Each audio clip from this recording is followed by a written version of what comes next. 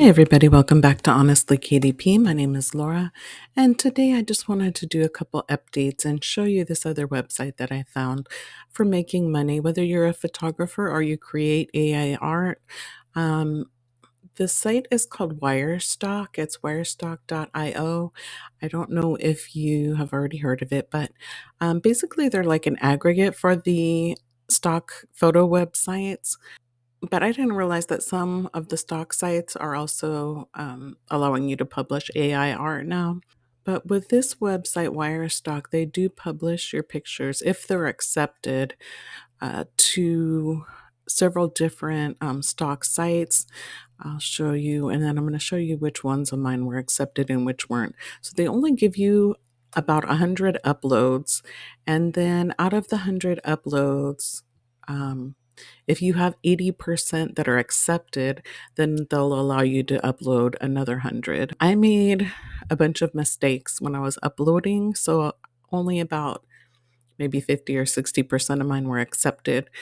So I only get 100 uploads, and I've already used like 80 something of those, and most of those were not accepted. So I am going to delete the ones that were not accepted. They do say that you can keep them in your profile and sell them from your shop here as prints or posters, but I'm not going to do that extra advertising just because I also am publishing my wall art to my Etsy shop. So that way I don't have to do the extra advertising. I already have um, the traffic from Etsy. Here are some of the sites that they do publish to, which is Shutterstock, Adobe, Alamy, Dreams Time, Deposit Photos, Pawns. They have an instant pay thing, extra channels, and then Getty iStock. They do have an agreement that once you have 20 downloads that are accepted by them, they give you $5. But they do have a payout threshold of $30. And they do say in the facts, because these mine have been posted up here and this hasn't increased for a while, they do say it takes about 30 days to start making money. And I believe that's because all the other sites have to report like how many downloads you had so that they can pay you out. They do also have challenges, but I didn't realize that if you enter the challenges, because it says if they accept your artwork, they'll be posted to the other sites for download, but it does also count as one of your downloads.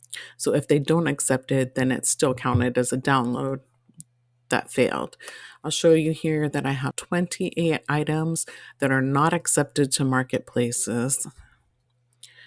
And these are all my images that were not accepted for various reasons. Either they feel that there's image quality issues, poorly upscaled, low quality AI, pixelated, blurry, unnatural colors, other quality issues.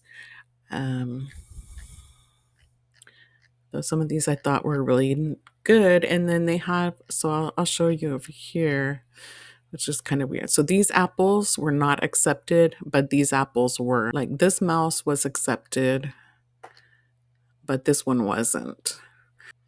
I would say just do your best to only publish, the best quality. Don't try to upload anything that is so that you're trying to get to pass, because chances are you're just wasting one of your uploads. Um, and then here they do have the Explore so that you can see what categories you can create in, and they're best selling. So they do have like wildlife photography. Here is their AI content that's top selling. Um, and then their top categories are people, interiors, beauty, fashion, food, animals, wildlife, nature, buildings, landmarks, and technology. Although they did have a disclaimer somewhere, they have so many landscapes right now that they're not accepting regular landscapes. Like it really has to have exquisite, colors or features for them to accept it. None of those four were accepted. This one was accepted. These were accepted for their last challenge, which was people learning, and then um, and then these were accepted, but this one wasn't. This one was, this one wasn't, um, this one wasn't, oh no, this one was, but this one wasn't. I mean, it's just kind of like every other image. Um, this one wasn't, but this one was. I mean, and then this one was, but this one wasn't. I mean, they're very similar pictures. That one wasn't, this one wasn't, and this one was. Just to kind of show you, this is just another site that if you create art, like you, for the stock photo sites, um, you know, you don't have to do photos, but if you're a photographer, you can use this site as well. Or if you just create AI art and you want to submit your images to the stock websites to try to make some extra money. And then that's it for showing you this. The other thing I wanted to update is, so I had mentioned in a previous video that one of my goals for this year is to publish my first children's book, and that has been accomplished. I published it, and it only took them 2 days to review, and it is now live. So I'm very excited about that. We'll see if it sells. And then the other update is that I've really been wanting for months now to become a seller on Creative Fabrica, but because I mean, I love their platform. I use it all the time, but also I create the same, you know, like similar items, patterned papers and clip art and stuff like that. Why I procrastinated is that I didn't have a portfolio, and I know some of the sites like Behance do charge you. But I actually discovered that you can create a free portfolio on Canva, and then just when you go to share it, they have templates for portfolios, and then just make sure your name and email address is on there. When you go to share, make sure you click right here that anyone with the link can view it.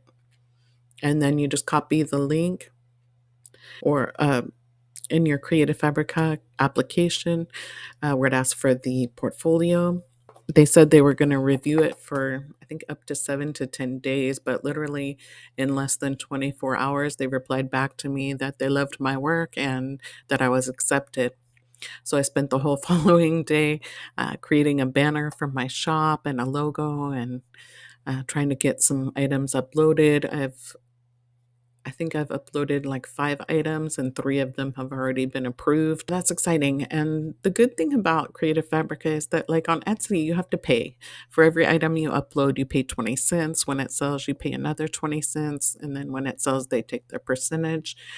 With Creative Fabrica, they pay you to upload. Like, you don't pay anything when you upload it. And then um, I'm not really sure how it goes, if it varies by how many items you have posted, but I know they do take all of the subscriptions that people pay, and they kind of divide it up among the artists, so that even if you don't have anyone download any of your art, you'll still get something for that month. And then, of course, if people do download your items, then you'll get more.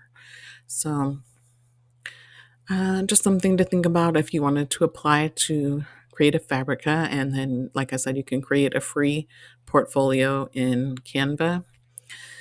And then I also, of course, linked to my Etsy shop. So if you have somewhere else that you also show off your work or are selling your work, you can include a link to that site as well. So that is all for this video. I just wanted to update with my exciting news. About my children's book and Creative Fabrica, and also let you guys know about the Wirestock site if you want to start selling. Thank you for watching. Have a great day.